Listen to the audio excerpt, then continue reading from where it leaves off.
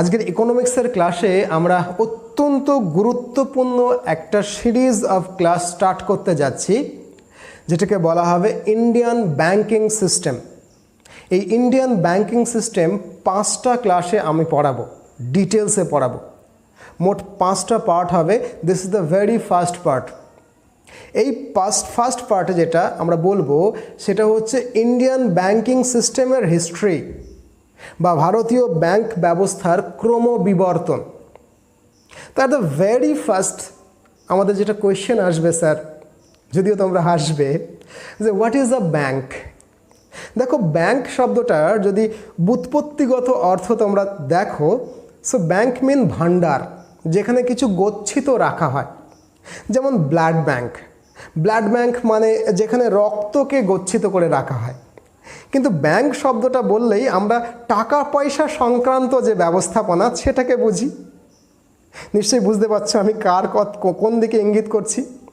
সেই জায়গা থেকে ব্যাংকের একটা ডেফিনেশন দেওয়া যেতে পারে যে কোনো দেশের মুদ্রা ব্যবস্থার সাথে সম্পর্কিত যে ব্যবস্থা, ব্যাংকিং ব্যবস্থা, যে সংস্থা চাওয়া মাত্র ফেরত দেওয়ার অঙ্গীকার করে অর্থকে জমা রাখে এবং ঋণ দেয়, সেই ধরনের প্রতিষ্ঠানকেই বলা হয় ব্যাংক। এবং ব্যাংক হলো যে কোনো দেশের মুদ্রা ব্যবস্থা, কারেন্সি সিস্টেমের সঙ্গে একদম ডিরেক্টলি রিলেটেড একটা অর্গানাইজেশন বা একটা সিস্টেম বা একটা সংস্থা। এখন ভারতবর্ষের ইতিহাসে একদম শুরুর দিকে যদি তুমি তাকাও, সেইখানে ব্যাংক বলে কিন্তু কিছু ছিল না। আমার নিজের দাদু, জানো তো, স্বাধীন ভারতবর্ষে তিনি বাস করতেন, প্রচুর টাকার মালিক। মানে আমার মামার বাড়ির জায়গাটা আমার বাবার দিকেও ছিল, কিন্তু ওরা প্রচুর বড় লোক। তো দাদু, আমি যখন খুব ছোট তখনও পর্যন্ত তিনি ব্যাংককে বিশ্বাস করতেন না। বলতেন ব্যাংকে টাকা রাখবো, ফেরত দেবে কি দেবে না, বাড়িতে টাকা রাখো। এবং কি দরকার হলে মহাজনের কাছে যেত, ব্যাংক ট্যাঙ্ক কিছু করতো না। অর্থাৎ this is our primary thing, যে আমাদের দেশে আসলে আদি যুগ থেকে সেই অর্থে ব্যাংকের কোনো কনসেপ্ট ছিল না। আমার দাদুর মতো মহাজনের কাছ থেকে টাকা ধার নেবো, মহাজনের কাছে সুদে খাটাবো, এই ব্যাপার।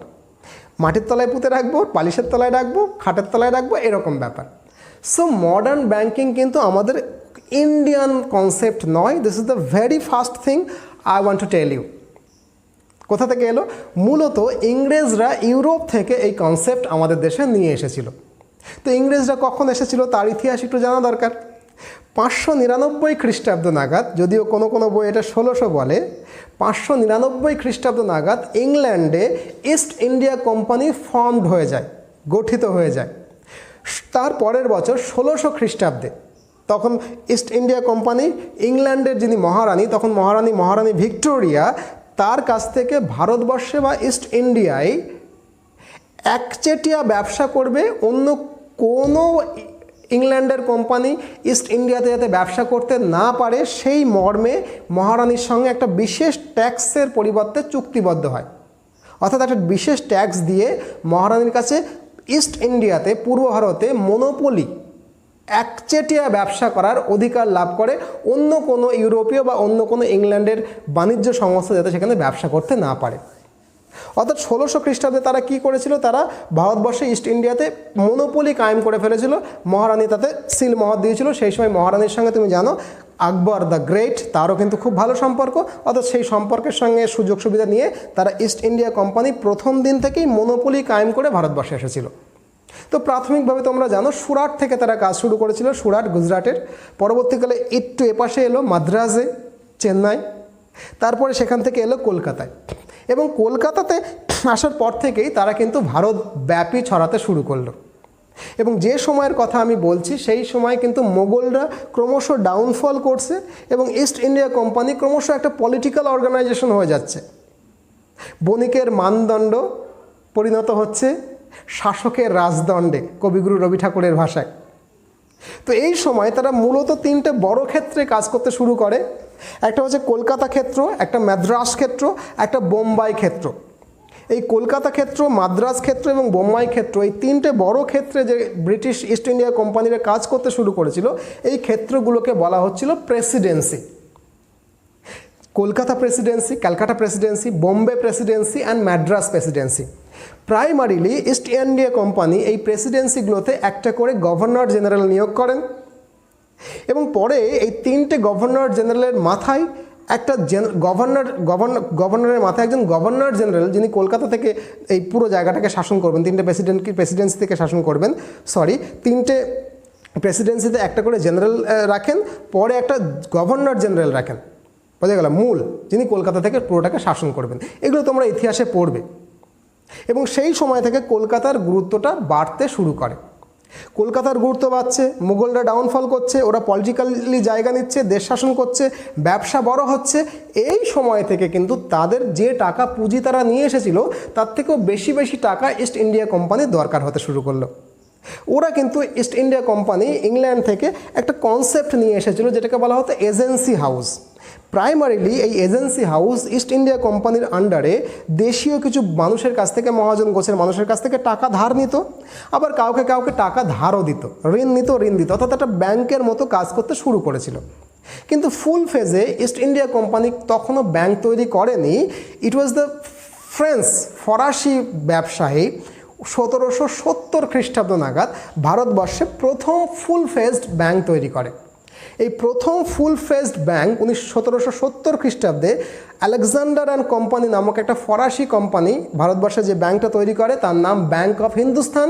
অ্যান্ড ব্যাংক অফ হিন্দুস্তান, যেটা 1770 খ্রিস্টাব্দে ভারতবর্ষের কলকাতায় স্থাপিত হয়, it was the first bank in the history of India. কিন্তু প্রথম ব্যাংক খুব টাকা পয়সা নিয়ে তারা আরম্ভ করলো, কিন্তু ভারতীয়দের তো ব্যাংকিং সিস্টেমের সঙ্গে ওই আমার দাদুর মতো, না ব্যাংকের একে কী লাভ যদি মেরে দেয়। সেই জন্য তারা করলো কি, ব্যাংককে বিশ্বাস করলো না, এবং তার ফলে নতুন কনসেপ্ট ভারতবর্ষে না চলার জন্য খুব তাড়াতাড়ি তারা পাতিতাড়ি গুটিয়ে চলে গেল। কিছুদিনের মধ্যেই ব্যাংক অফ হিন্দুস্তান বন্ধ হয়ে চলে গেল। কিন্তু ইস্ট ইন্ডিয়া কোম্পানির ব্যবসা বাড়তে শুরু করলো, তাদের টাকার দরকার হতে শুরু করলো, এবং তারা খুব ভীষণ রকমভাবে ইস্ট ইন্ডিয়া কোম্পানি একটা ব্যাংকের প্রয়োজন বোধ করতে শুরু করলো। এই সময় 1813 নাগাদ তোমরা জানো ইস্ট ইন্ডিয়া কোম্পানির মনোপলি শেষ হয়ে গেছে। অর্থাৎ 1813 খ্রিস্টাব্দে ইংল্যান্ডের পার্লামেন্ট বা রাজা রানী তারা কিন্তু ইস্ট ইন্ডিয়া কোম্পানি ইন্ডিয়াতে ব্যবসা করতে পারবে, এই মনোপলি কিন্তু তারা খতম করে দিয়েছে। অন্যান্য ইউরোপীয় কোম্পানি এবং ইংল্যান্ডের কোম্পানিও ভারতবর্ষে ইস্ট ইন্ডিয়াতে ব্যবসা করতে শুরু করেছে। তো যেহেতু আরও অনেক কোম্পানি এসেছে, সেই জন্য টাকার নিডটা আরও বেশি করে হতে শুরু করলো। সেই জন্য প্রাথমিকভাবে 1806 নাগাদ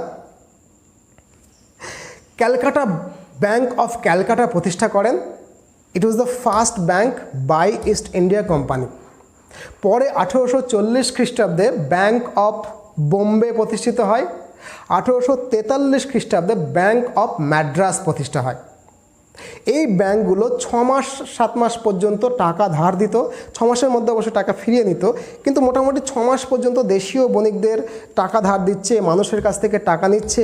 একটা ব্যাংক হিসাবে তারা কিন্তু রীতিমতো ফেমাস হতে শুরু করেছিল। মূলত Calcutta bank of Calcutta, bank of Bombay এবং ব্যাংক অফ ম্যাড্রাস, এই তিনটেকে বলা হতো প্রেসিডেন্সি ব্যাংক। কিন্তু তারপরে আরও ব্যাংকের দরকার পড়লো, তার কারণ ব্যবসা আরও বাড়ছে, টাকার আরও দরকার। এই যে আরও ব্যবসা দরকার হচ্ছে, আরও টাকার দরকার হচ্ছে, ব্যাংক আরও চাই।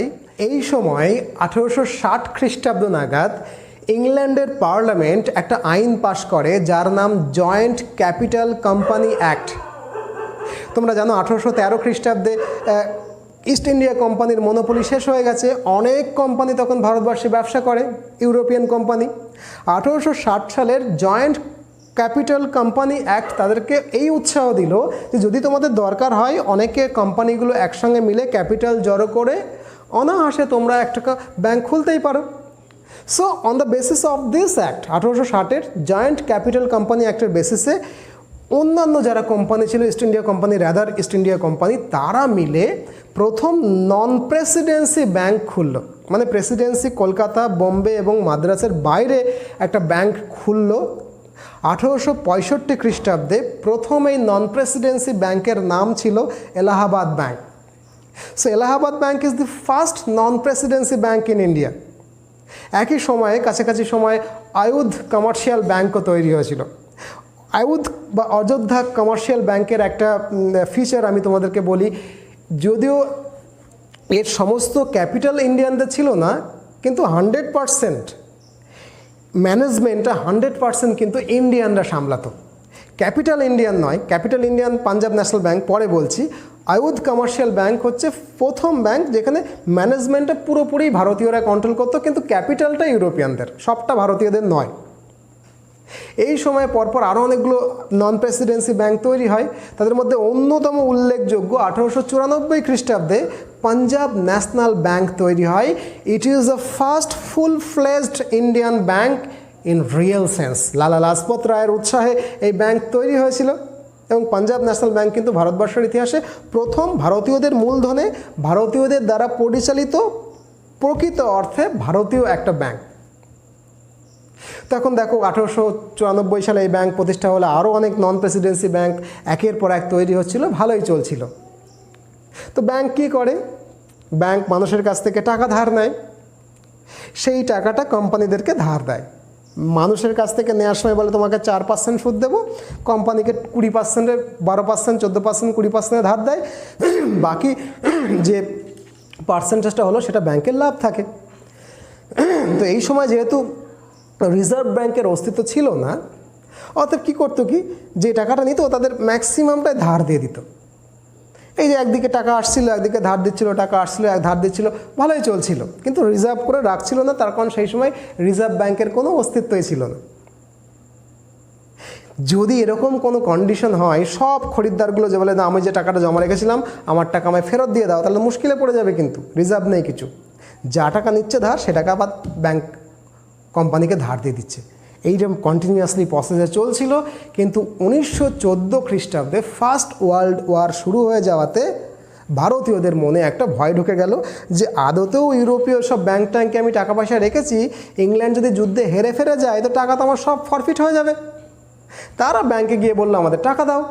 সব যারা ব্যাংকে টাকা রেখেছিল তারা সবাই মিলে ব্যাংকে গিয়ে বলছে আমাকে টাকা দাও।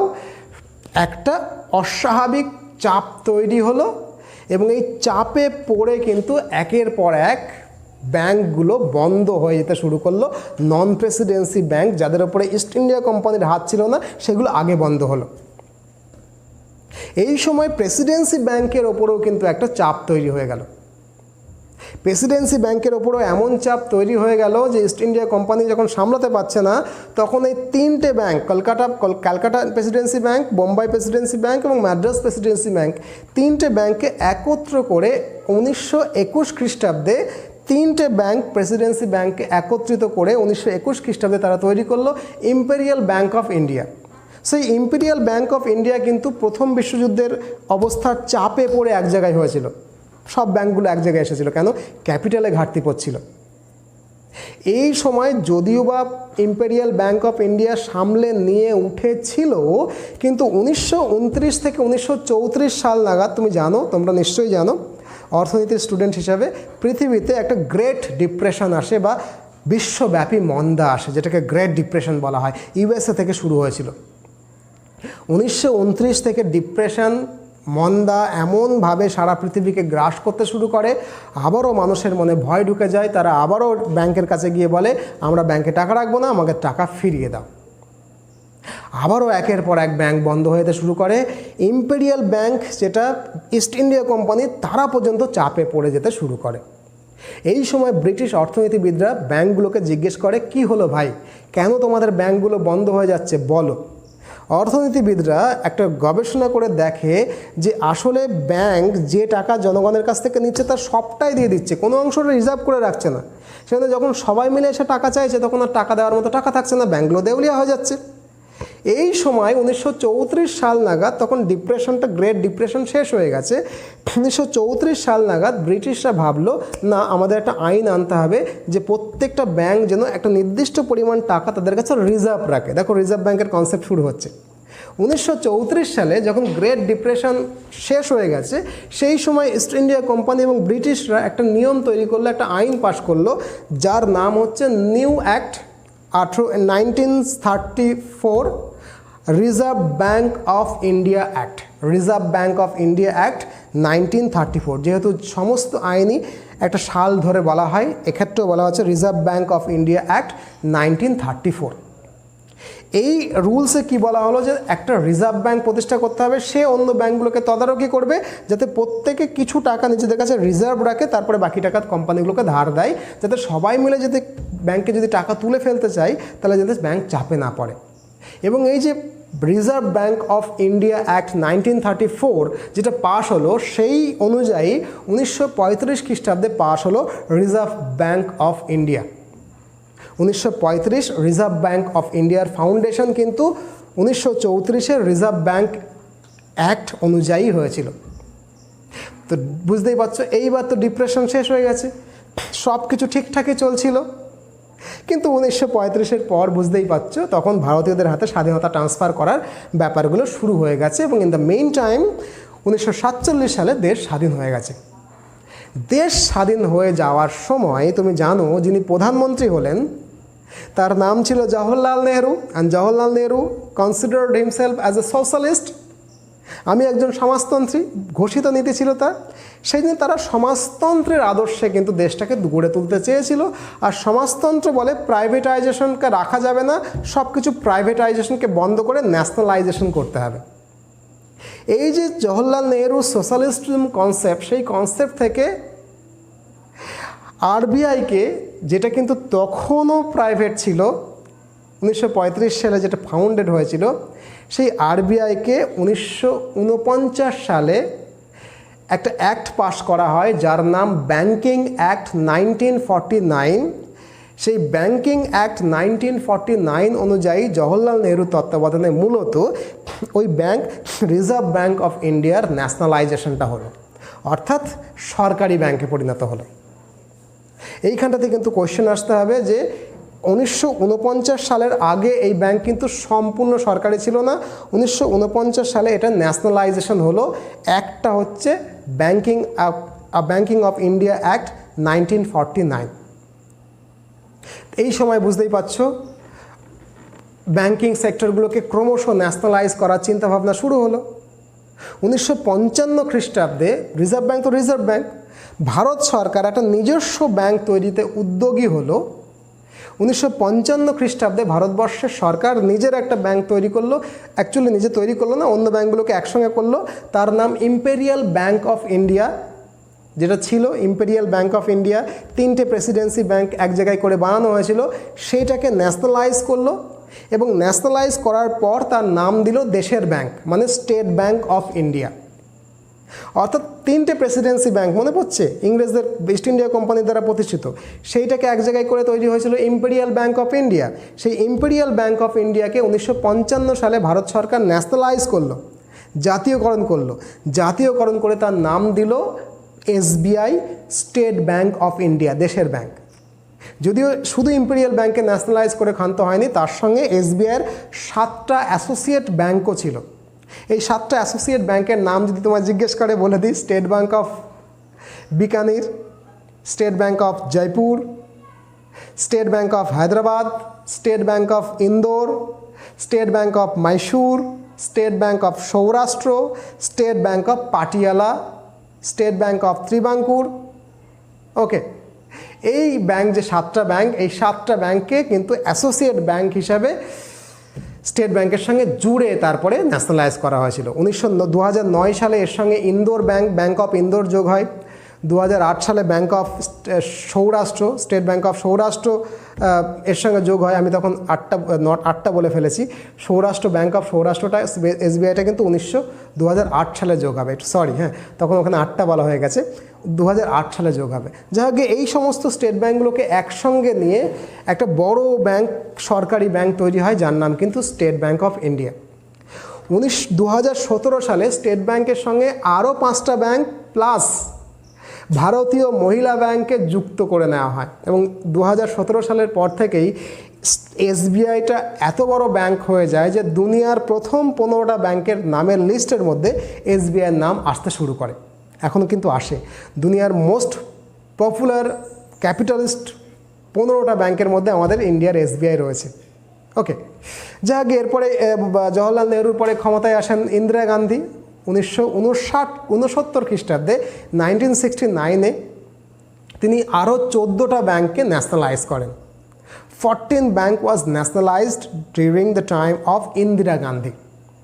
এই 14টা ব্যাংক কারা? এই 14টা ব্যাংক যার ক্যাপিটাল 50 কোটি টাকার বেশি, এই রকম 14টা ব্যাংক নিয়ে ইন্দিরা গান্ধী তাদেরকে ন্যাশনালাইজ করে নেয়, অর্থাৎ সরকারি ব্যাংকে পরিণত করে।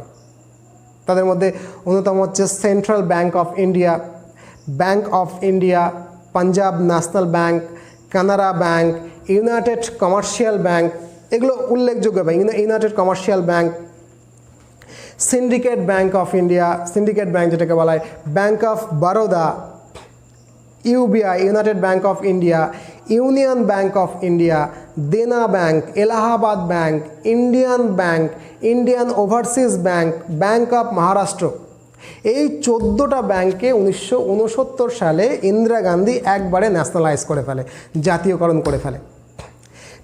সেখানেই থেমে থাকেনি, পরবর্তীকালে 1980 খ্রিস্টাব্দে আরও 6টা ব্যাংককে ন্যাশনালাইজ করা হয় যাদের ক্যাপিটাল 200 কোটি টাকার বেশি। এই 6টা ব্যাংক কী ছিল?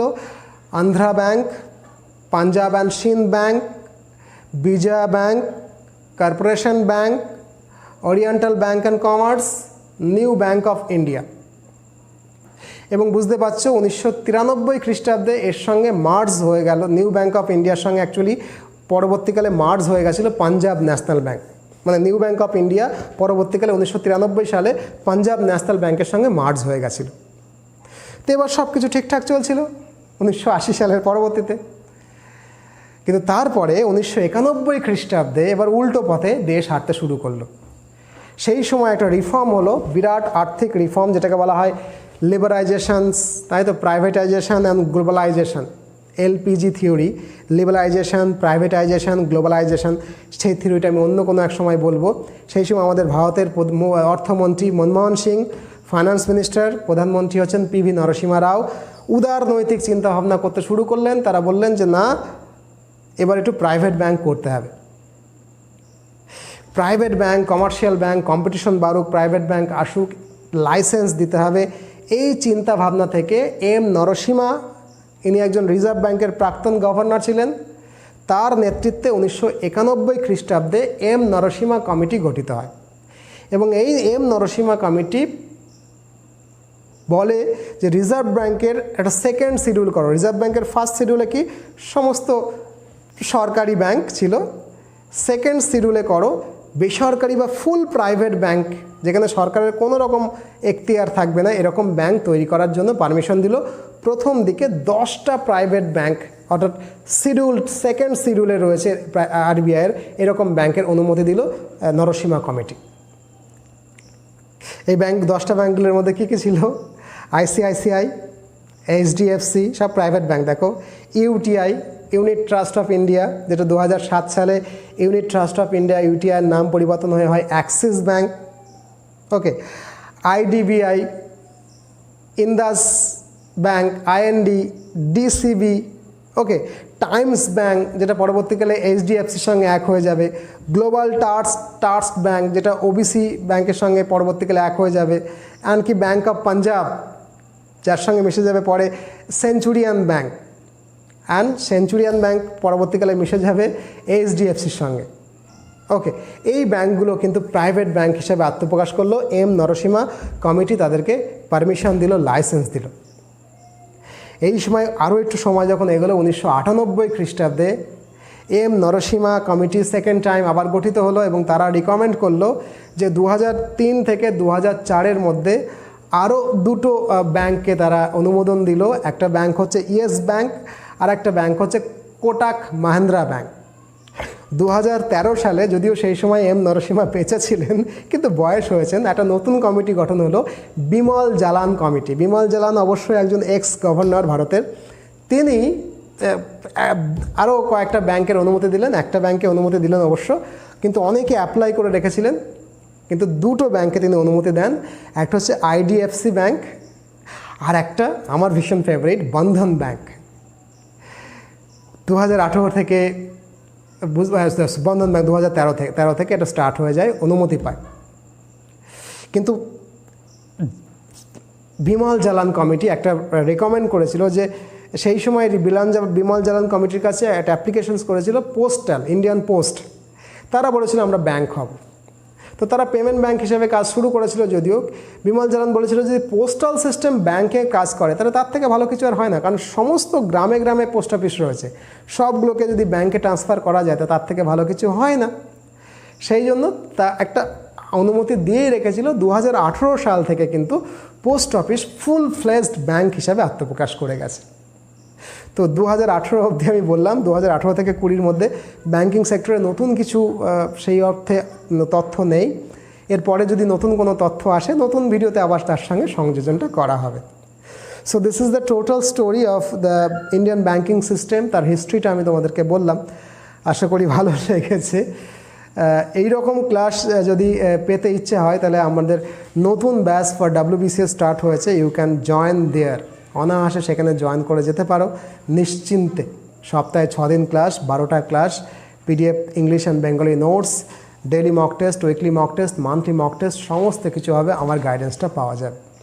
যদি মনে হয় সুজিত স্যার ভালো পড়ায়, সুজিত স্যারের আন্ডারে থাকতে হবে, অন্যান্য টিচাররাও ভালো পড়ায়, তো you are welcome in our new batch. Okay, যেটা বলি না, যদি ভালো লাগে ভিডিওটা একটা লাইক করে দিও, আই রিকোয়েস্ট ইউ। আর যদি ইচ্ছে হয় ভালো লাগে ভিডিওটা তাহলে একটা কমেন্ট বক্সে কমেন্ট করো যে স্যার ভালো লেগেছে বা স্যার একদম ভালো লাগে নেই, যা খুশি। খুব ভালো থাকো, নতুন ভিডিও নিয়ে তোমাদের সঙ্গে খুব শীঘ্রই আবার দেখা হচ্ছে। আপাতত এ পর্যন্তই, ভালো থাকো, টাটা, বাই।